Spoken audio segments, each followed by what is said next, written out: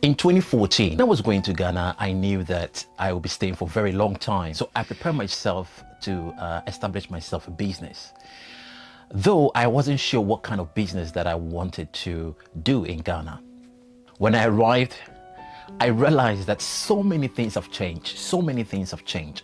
So when I arrived in Ghana, first thing I decided to have a tour, especially that I was with my wife. So we decided to have a tour around the country because I miss Ghana so much. And I knew that there were so many beautiful things that I wanted my wife to see. So I decided to take her around. We traveled all the regions in Ghana. Yes, and within 2 weeks.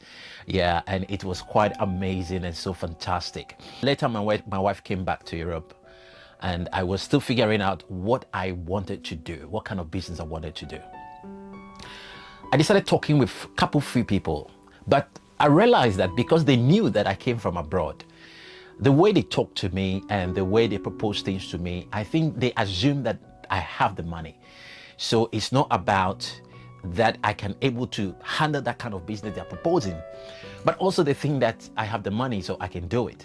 So I said to myself, if I really want to know what to do in Ghana or what kind of business I want to establish in Ghana, then I really have to come low in terms of the way you speak, in terms of the way you behave, in terms of the way you do some other things. Because even though you're a Ghanaian, when you live abroad for a long time, when you go back home, you realize that the things sometimes you do, it's not really familiar around the people that you mingle with. So it's easy for them to know that this guy is not really from here. So I decided to come as low as much as possible. But how can I do that? Because in Ghana, they were even using some terms when they speak Twi. Though I'm Ashanti myself, most of my friends I had abroad were from different nationalities. I hardly remember that I had even a Ghanaian friend. So most often it's either I'm speaking the language that we speak in the country or English. It could be either of these, but never did I ever speak Twi. The only time you will see me speaking Twi is probably I call my mother on the phone or I call my relative on the phone. That is the moment you hear that I was speaking Twi. I realized my Twi wasn't that too clear in terms of some words that I use, in terms of the way I say some things. It's not really clear. So I actually realized that so many years for not speaking Twi, it's a little bit had a bit impact about my vocabularies and the words sometimes I use. People can call you Bosu. I didn't hear any word like that before I left Ghana. I didn't know anything about Bosu. This is the words they use and I have no idea. Even sometimes when I want to pretend that I'm also saying Bosu. In the beginning, I was even saying it wrongly. In my own way, I think that for me to know what kind of business that I want to do will be better for me to actually pay attention and look at exactly what is going on. What will be the best business to open in terms of what a local Ghanaian need on daily basis. You will say what a Ghanaian need on daily basis, you probably say food. I'm not ready to open a restaurant or open a provision shop. So then what else a Ghanaian will need on daily basis or need it often? So these are things that I needed to figure it out. And for me to figure it out, I need to see things for myself. There was this day I went to town. On my way back, sitting in the trotro, I saw a driving school. I could see the school from distance. And it was Gracious Driving School. When I saw the school, I first said to myself, well, I don't have a driving license. Though I knew I was not going to use a car in Ghana because I wasn't ready to buy a car. And besides, I really miss using the trotro because it reminds me of the olden days Ghana. Old taxi. So I knew I wasn't going to use a car. And besides, if I would use a car and I wanted to go back, then I would have to sell the car. I wouldn't have the time for that. So I get off from the trotro and I went to the driving school. Gracious Driving School. And that's where all the story begins. When I arrived at Gracious Driving School, I told them I want to start a school. They were very happy to receive me. though they didn't know anything about me. They told me the amount that I needed to pay and do the registration and everything. Immediately I did it, and they told me when I needed to start. So I started the driving school. It was going great. I really love it. And I also love the fact that when I wake up every morning, I don't only need to be at home, but I have a place to go. So I enjoy going to the driving school. And I met some couple of people there, which they were so lovely. And I even have some of them, their contact till today. So there was this day, I went to the driving school, and Grace, which is the owner of the place, was a businesswoman. She owned a printing press and she owned a driving school. The woman really know business. One day when I arrived at the driving school, Grace told me that her employee usually do the registration, come to work on that day. So after my school, can I jump in? I said, no problem. He doesn't even have to pay me, but I'm very happy to do it. Sometimes she feels surprised when she offered me a job and wanted to pay me. And I said, I don't need the money, but I need a job. And she got surprised. On that day, after finishing my school, I stayed there and did the registration for other student that comes in. In fact, she was very happy with me. She was very, very happy with me. So from time to time, she was offering me the position. But for me, it was okay, because I just love being around locals. And also it helped me to able to get to where I want to get to. Because even though I knew I was going to be in Ghana for some time, my days in Ghana were also counting. I later even find out that she was a movie producer. One day, she told me she was going to premiere her movie and that she would need me to be the host of that premiere. I was surprised. But you see, working for Grace, I even gave her some more ideas and tips about things that if she do, it will help her. So ever since then, she have always seen me a bit different, though she never knew that I'm living abroad and I wanted things to be that way. They knew that you've living abroad, they will always have a way of talking to you or a way of treating you. But I didn't want that. I want people to treat me the same way they treat other locals. So I try my best to stay as low as much as possible. Well, the day came for us to do the premiere. But before that, we have to go to FM stations and talk about the movie. I was so excited because the one step that I took has actually led me to know a lot of things that goes on in Ghana regarding the movie industry, the driving school. So we've been to the FM stations and we spoke a lot about the movie. And there was a time for the premiere. It was great and fantastic. A lot of people showed up and I had to interview all the celebrities that was coming over there. I couldn't believe myself. But I was so excited. So after the premiere on that day, I went home. And again, Grace wanted to pay me for the premiere. I also knew that the premiere, though a lot of people came, but a lot of things also didn't go well for her. So I told her no, she doesn't need to pay me. She can use the money to solve other issues. And then she said to me, okay, if that is so, she paid for the taxi that I took home on that day. And the next day, business as usual, I started going to school. On the next day, business as usual, I started going to my driving school. Time passed by, I finished my driving school, I had my driving license. But again, as I said, I didn't really need the license. It's a way of getting to know how things run in Ghana, in different industries. But when I got my driving license, there was a few things I noticed. Apart from Grace having a driving school, as I said, she also had a printing press. The printing press was going really, really well. Sometimes I see the money that she even gets. People come to print their banners. People comes to print, do the graphic designing. People comes to schools comes there to check their result. Schools come there. There's always something going there, and there was the money, and there's money flowing in all the time. So when I finished with Grace, I knew that I have found exactly what I wanted to do. So immediately, I thanked Grace for everything. Though she was very sad to see me go. She even proposed that I work at her place. But I told her I have other important things I really want to do. But I thank her for her service, thank her for the opportunity she gave me. And I went to continue my life. First thing, I started looking for a big office or a bigger shop. I found a place and I paid for 2 years. I started buying machines and things, everything inside. But mind you, what I do not know how to do very well is graphic designing.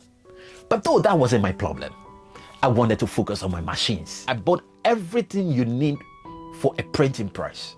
I had everything in my shop.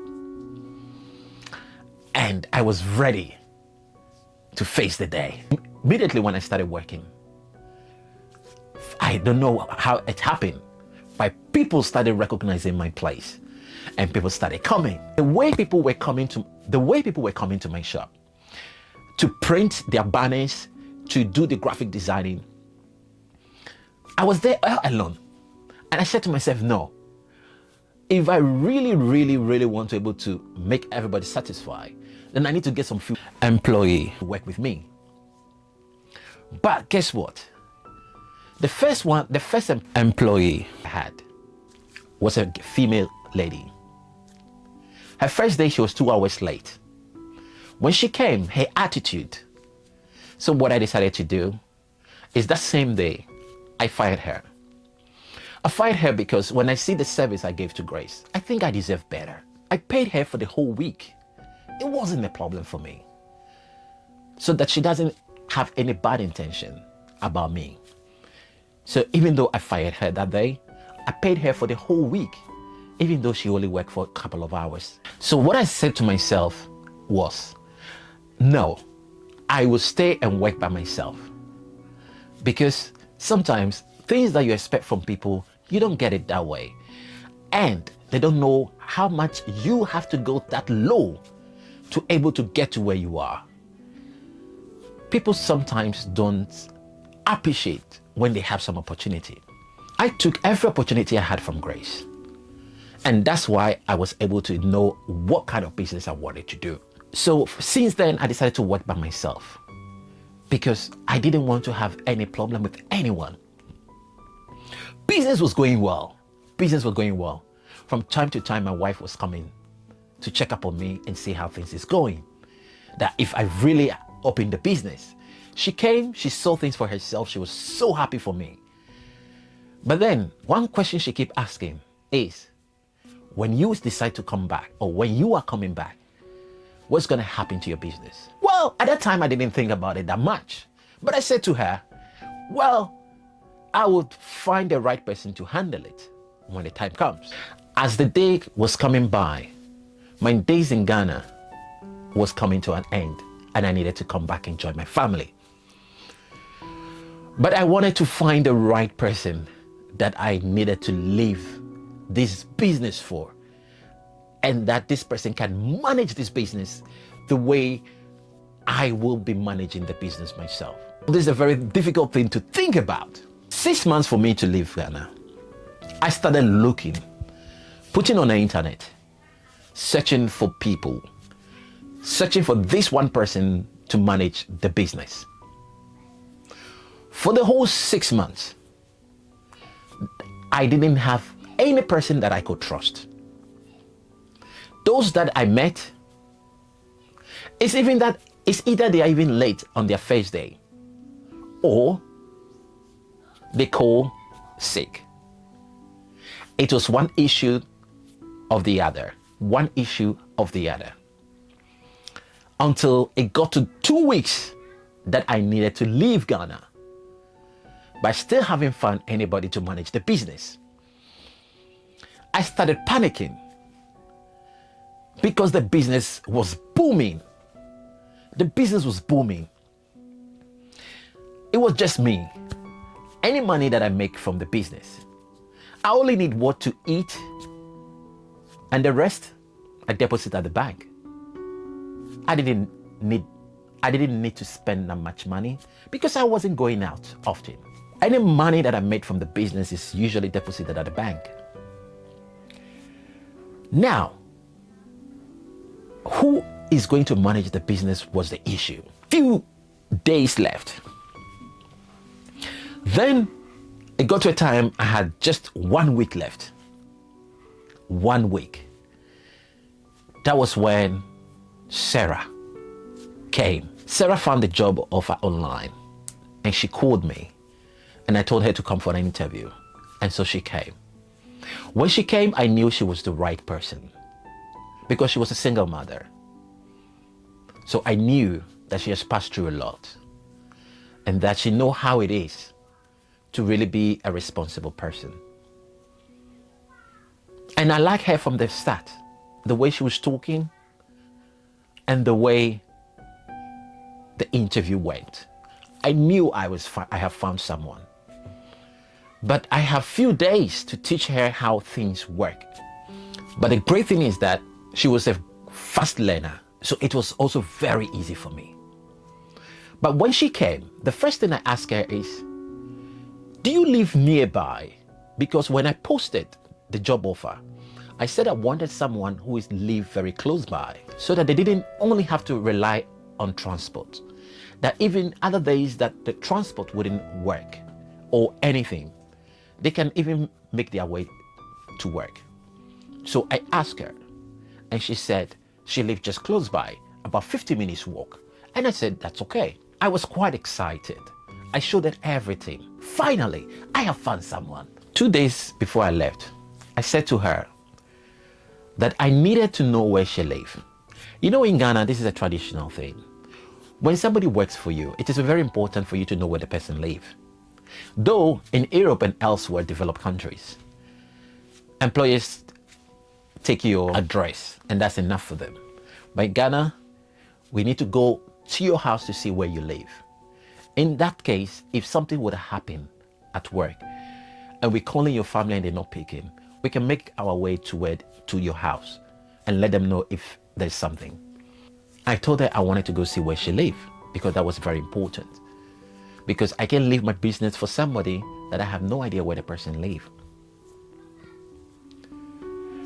That was when she told me she has something to tell me. And then I asked her, what is it? And then she said to me, she doesn't live close by and that she lives about 1.5 hours with the transport away. I was very shocked because she told me she lived just close by, but she wasn't living close by. She lived about 1.5 hours away.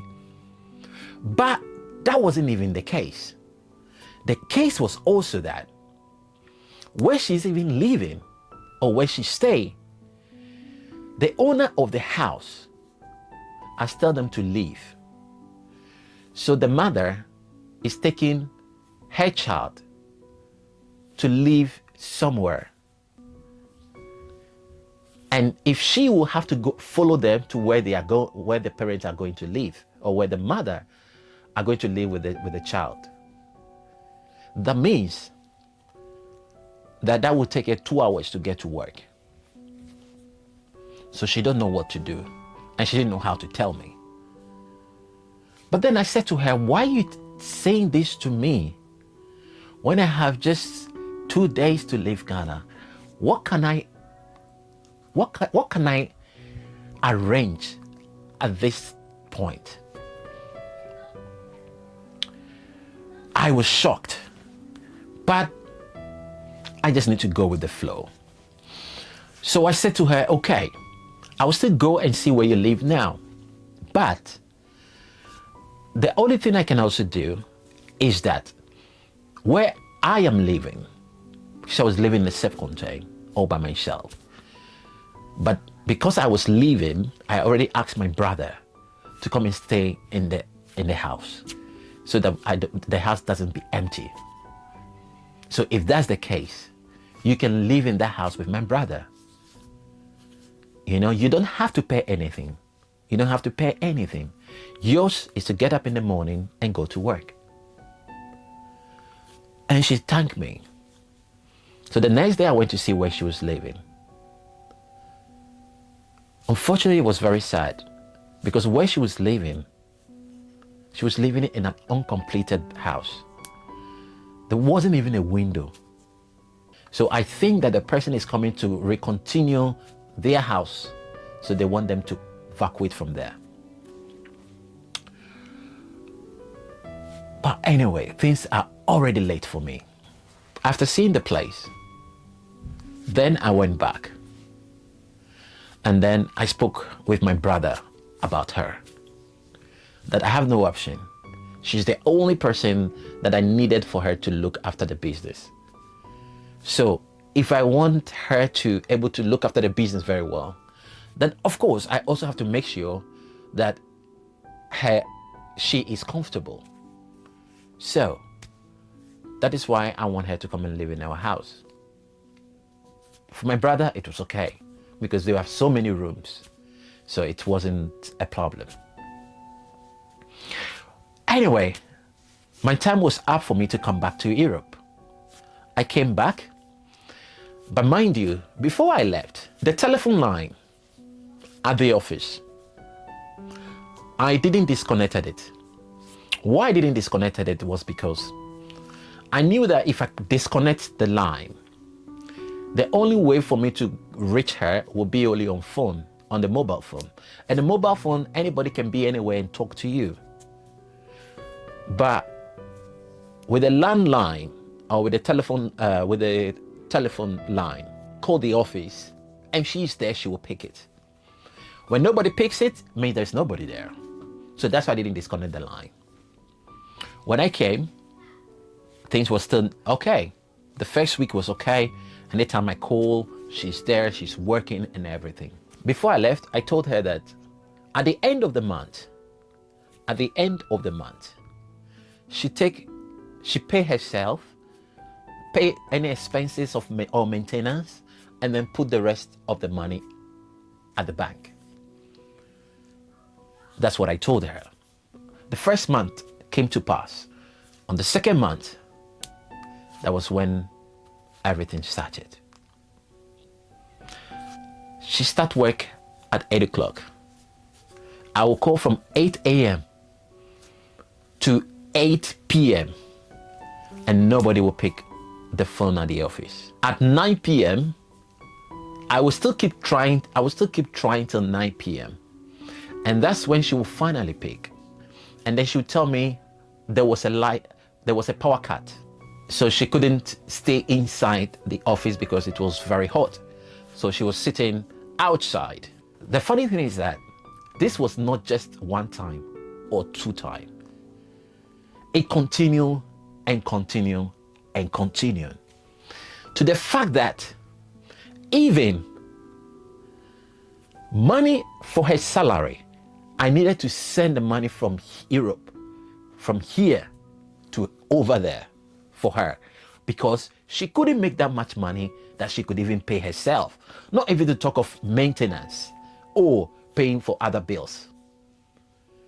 And this is how it continued and continued.